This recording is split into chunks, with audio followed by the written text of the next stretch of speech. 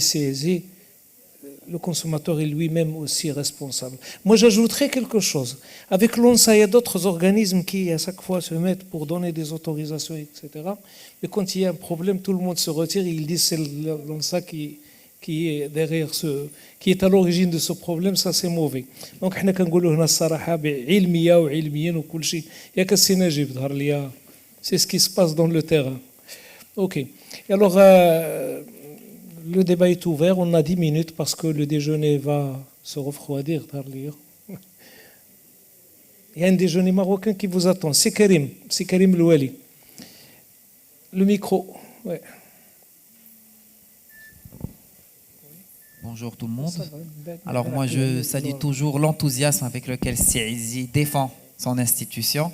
J'aime bien ton patriotisme. Alors c'est vrai que l'ONSA n'est pas responsable de l'informel, alors que c'est l'informel qui est responsable des maux de la population.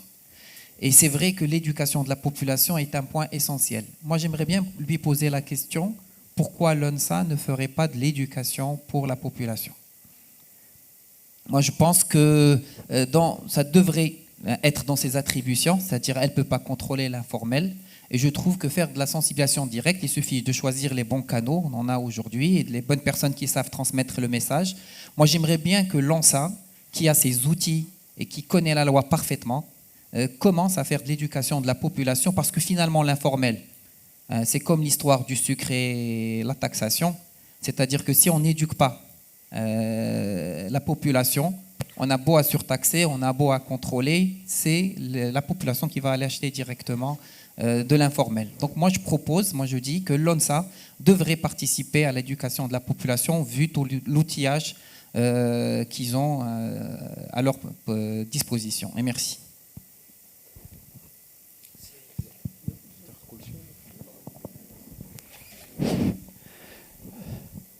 Voilà, je vous remercie de votre question.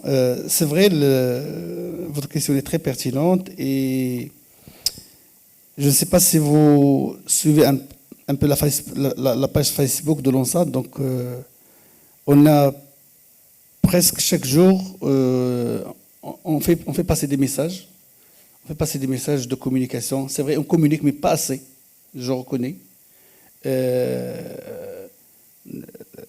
La communication reste aussi un outil très important pour aussi sensibiliser le consommateur. Et nous avons perçu cela à travers l'action de l'année dernière. Si l'année dernière, il n'y avait pas de dégâts, parce que nous avons trop contrôlé, nous avons trop communiqué avec le consommateur. Et là, actuellement, nous avons un service dédié à ça et qui ne cesse de passer des messages. Nous communiquons aussi à travers la presse, à travers les médias. Mais aussi, moi, j'aurais aimé quand même, et là, c'est un appel que nous lançons toujours. Nous sommes prêts à coopérer, à communiquer avec l'ensemble des acteurs de la société. Nous répondons présents, et ça nous intéresse d'être parmi les différents acteurs, surtout les associations de consommateurs, qui sont des structures qui peuvent véhiculer le message beaucoup mieux que l'ONSA. Pourquoi ? Parce qu'ils ont plus de moyens sur le terrain. Nous avons un manque en personnel de 1900 personnes, déjà pour assurer les missions de contrôle, pour le contrôle des structures qui sont contrôlées, qui sont autorisées par l'ONSA. Nous n'arrivons même pas à contrôler les établissements qui sont autorisés par l'ONSA pour les reprogrammer pour le contrôle. Et cela n'empêche, nous travaillons actuellement. La dernière fois, nous avons fait une convention avec l'Éducation nationale pour sensibiliser les jeunes au niveau des écoles. Et nous répondons toujours positivement à toutes les attentes. Et nos principes, nos valeurs vont toujours vers la cible qui est le consommateur. On veut que le consommateur soit informé. Et on ne peut pas améliorer la sécurité sanitaire si la cible ne connaît pas exactement quelles sont les exigences à ce qu'un produit alimentaire que doit répondre le vendeur, auquel doit répondre le vendeur au niveau des points de vente pour son approvisionnement. Mais aussi, je pose toujours la responsabilité sur le consommateur avant qu'ils achètent Il faut qu'ils soient exigeants. Il faut qu'ils sachent de quel point ils achètent, dans quelles conditions le produit il est exposé. Et j'adhère à votre question. Et là, je ne vous casse pas, nous travaillons sur cela.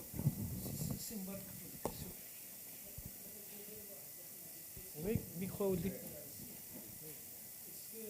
les fast-foods sont contrôlés par l'OMSA ou par le bureau d'hygiène?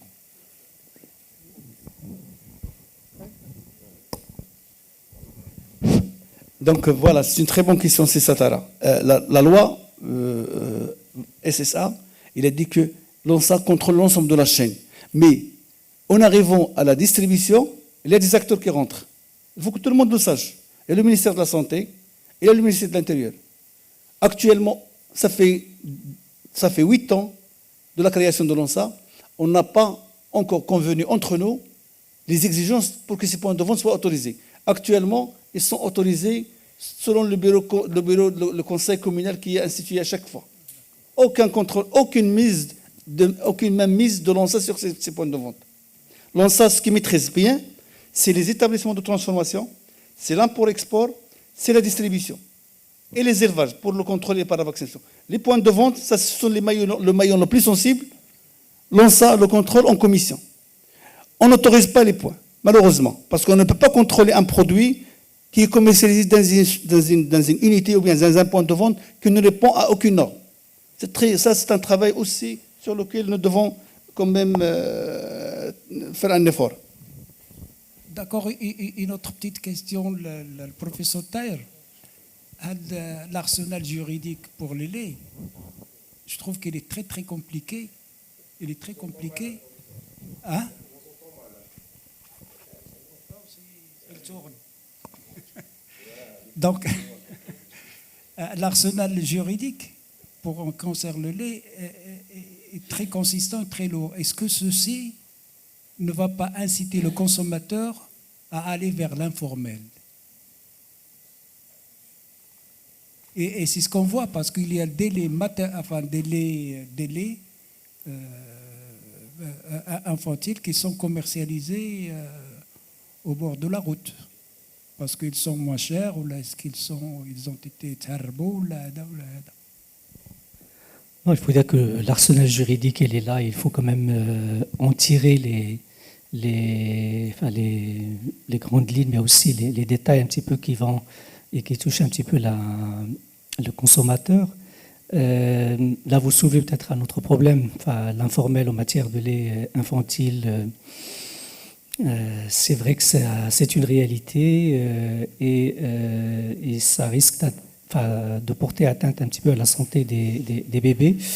Il y a des prix qui sont dérisoires pour ces produits. Il y a notre niveau socio-économique de la population en général. Et donc, les dérives, malheureusement, existent. Mais la réglementation, on doit en tirer profit pour le bien du consommateur, qui est en tout cas ce bébé.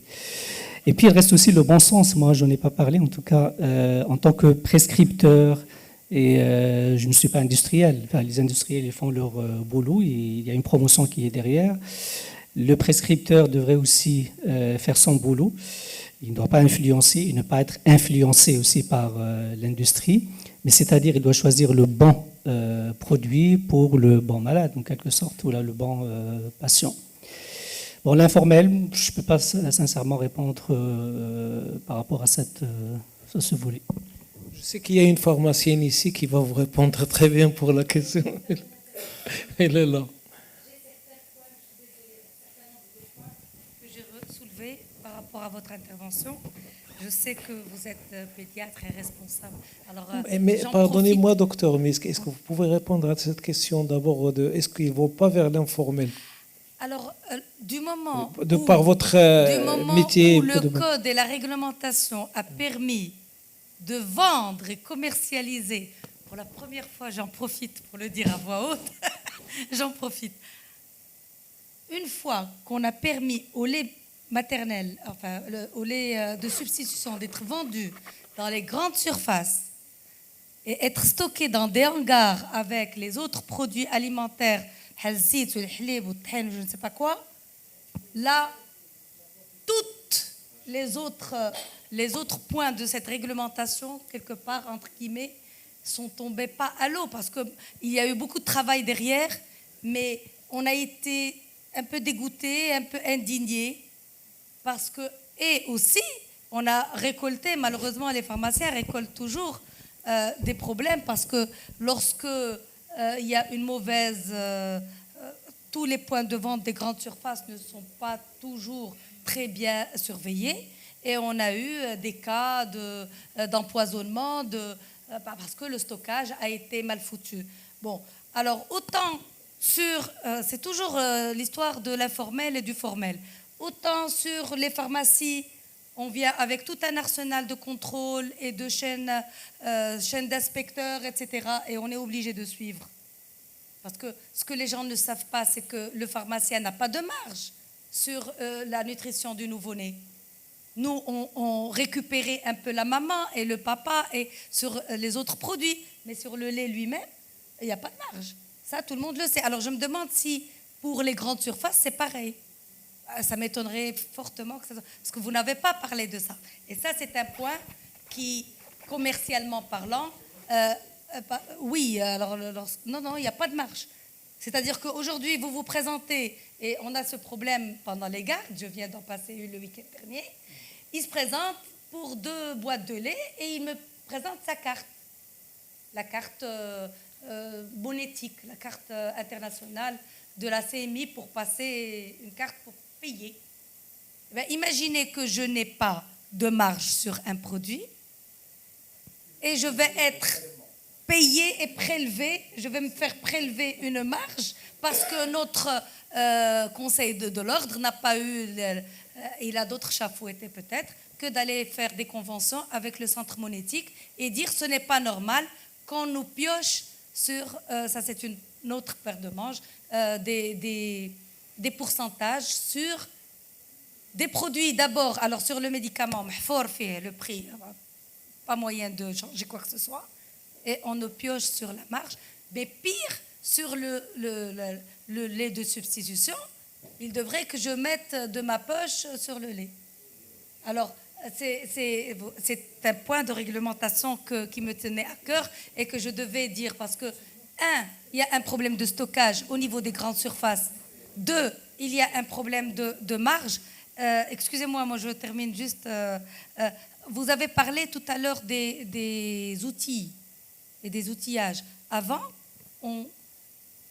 on avait et on recevait les carnets de santé, les fameux petits carnets de santé pour les nouveau-nés. Alors, je connais c'est les laboratoires de lait infantile. Maintenant, du moment que nous ne sommes plus leur cible, c'est plutôt les grandes surfaces, plus personne ne vient nous.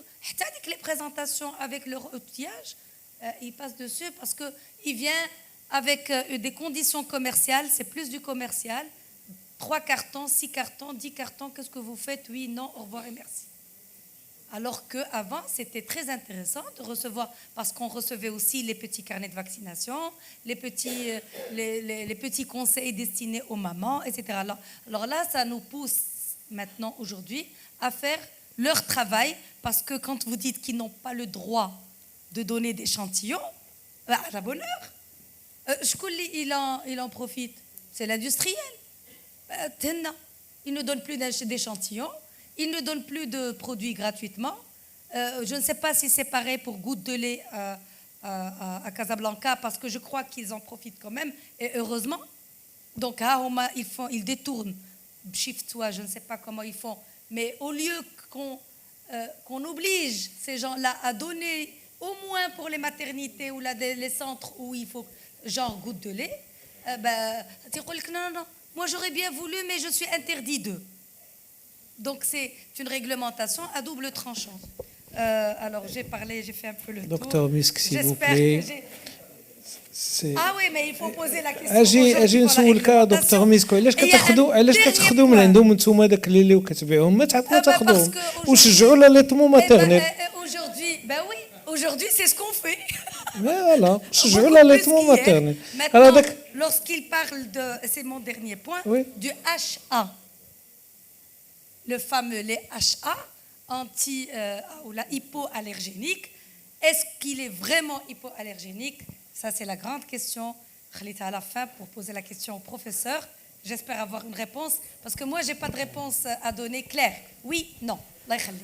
Alors peut-être pour les autres remarques, moi aussi j'adhère à toutes vos réflexions. Je suis peut-être mal placé pour répondre par rapport à l'informel, par rapport à ce que font un petit peu les distributeurs, les industriels. Mais c'est-à-dire, moi je suis prescripteur, je suis professionnel de santé, je dois recommander peut-être un produit X ou Y en fonction un petit peu des situations. Bon, désolé, je n'ai pas de réponse pour ça. Mais sinon, pour les laits HA, c'est des laits effectivement hypoallergéniques qui ont un certain nombre de caractéristiques, c'est-à-dire que c'est des laits avec des protéines partiellement hydrolysées. On retrouve quand même des chaînes de polypeptides, mais c'est-à-dire des chaînes réduites, ce n'est pas comme les protéines entières. Et l'idée derrière, c'était en proposant justement ces laits à protéines partiellement hydrolysées, c'est d'éviter la déclaration d'une allergie chez un enfant qui est prédisposé. C'est-à-dire la recommandation ou la prescription de ces laits, c'était en tout cas des laits qui étaient destinés à des enfants qui ont un terrain atopique. C'est-à-dire quand la maman ne peut pas allaiter ou qu'elle doit introduire un lait artificiel, on lui conseillait un lait hypoallergénique. Ce n'est pas un lait anti-allergique, ça c'est différent. Parce que vous avez l'hydrolysant de protéines de lait de vache, c'est des laits qui sont hydrolysés de façon extensive. Là, ce sont les laits indiqués quand l'allergie se manifeste. Donc il y a la nuance. Il faut dire que même pour ces laits HA, l'indication actuelle, voilà, elle a été revue et il paraît que on exigeait auparavant un minimum de 6 mois de suivi de ces laits HA pour éviter tout ce qui est dermatite atopique, tout ce qui est manifestation allergique.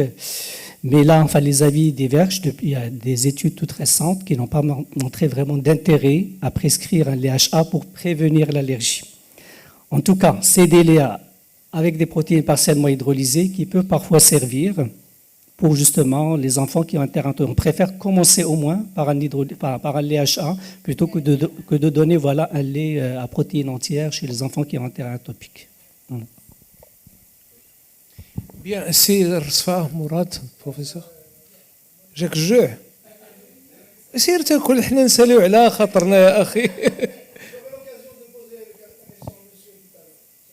ودابا غضبتي واقيلا ياك ها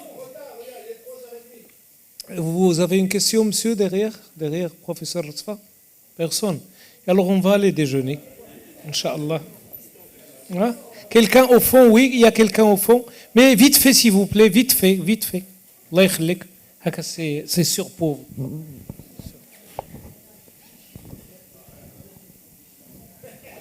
Merci, M. Le Bourg. Tout d'abord, je veux remercier les membres de la Bureau de la Semaine pour l'organisation de ce colloque.